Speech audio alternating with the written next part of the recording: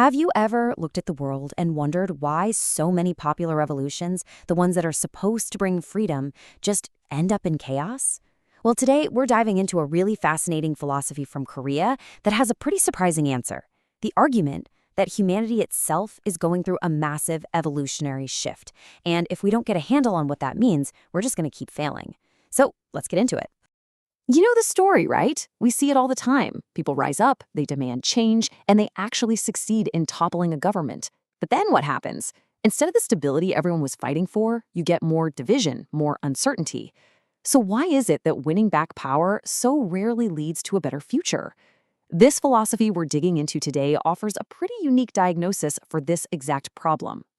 And this huge gap between winning the revolution and actually, winning the peace, that's what our source calls the sovereignty paradox. It's that incredibly frustrating moment when the people finally reclaim their power, but then have absolutely no idea what to do with it. I mean, we see this playing out all across the globe. Citizens get organized, they protest, and they manage to force these massive political changes. On the surface, it looks like a total victory. But as we all know, the story very rarely ends with that big celebration. This quote from the material we're looking at just hits the nail on the head. We overthrew the government, but we are still lost. Think about that. The power is won, but a true leader, someone who can actually unite the entire nation, never shows up. The old system is gone, sure, but there's nothing new to take its place. It just leaves everyone feeling completely adrift. So what's causing this leadership vacuum? Why does this keep happening? Well, the answer proposed here is pretty radical. It argues that this isn't just some political failure. Nope. It's a symptom of a much, much deeper change. A change that's happening to all of humanity as we speak, as we move into our next evolutionary stage. And here it is, the absolute core of the whole thing, the Great Shift. The theory is that humanity is evolving right now. We're moving away from an old, self-serving, almost animal-like state into a new, more enlightened one. A state where we're actually meant to become the true masters of our world and, ourselves. What's really interesting is that this philosophy actually finds evidence for this shift right inside the Korean language. It makes this super sharp distinction between ingan, which is like the animalistic human of our past, driven by pure self-interest, and saram, the enlightened person of our future, who's driven to use their talents for the good of everyone else. It's literally past versus future. And look, this isn't just some vague theory. The source lays out a very specific timeline. It claims that humanity's whole growth period officially ended back in 2012.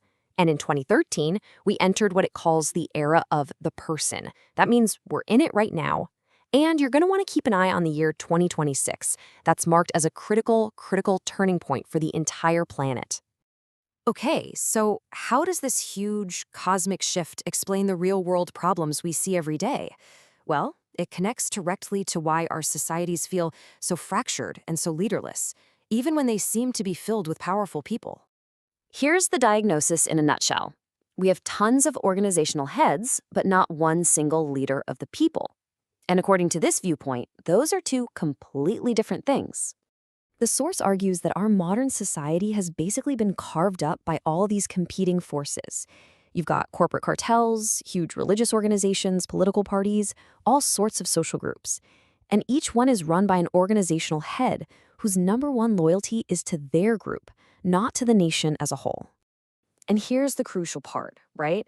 The main job of one of these organizational heads is to benefit their specific group, their company, their church, their party. That dynamic is what's tearing the nation apart. It automatically splits people into these competing teams, where everyone is just fighting for their own little piece of the pie instead of working for the good of everyone. So, if society is this deeply divided, what in the world could possibly bring it all back together?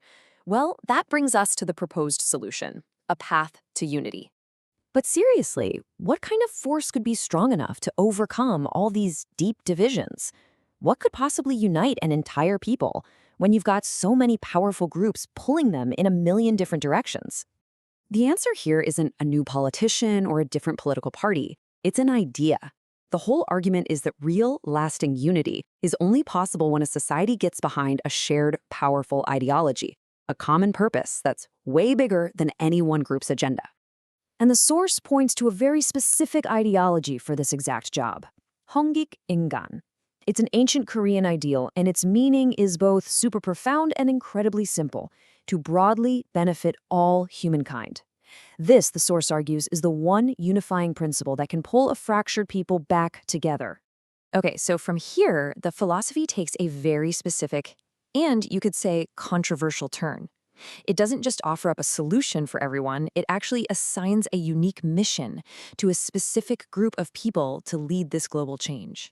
The source makes the pretty bold claim that the Korean people have been uniquely prepared throughout all of history to lead the world into this new era, that it's their destiny to guide humanity toward that serum state, using the Hongik Ingan ideal as their compass. So, why them? Well, the source gives a few key reasons. It points to a history stretching back 9,000 years, arguing that this has basically embedded the Hongik Ingan ideal into the culture, almost like it's in their DNA. It also highlights that Korea was the first nation to achieve universal education for both men and women, which created this amazing foundation of knowledge. And finally, it suggests their unique history has led them to absorb and combine knowledge from all over the world, giving them a truly global perspective. And this ties everything right back to that idea of becoming saram, or an enlightened person. The point of all that education isn't just to make smart individuals, it's to create a knowledgeable society. In this worldview, knowledge is immense power, and that power comes with one huge non-negotiable string attached. It must be used to benefit everybody. Which really leaves us with one final, challenging question to think about. If knowledge is truly a society's greatest power, what is its ultimate purpose? Is it just to make yourself rich, to empower your own little group? Or, as this philosophy argues, is it meant for something far, far greater, to benefit all of humankind? And that's the core idea we're left with.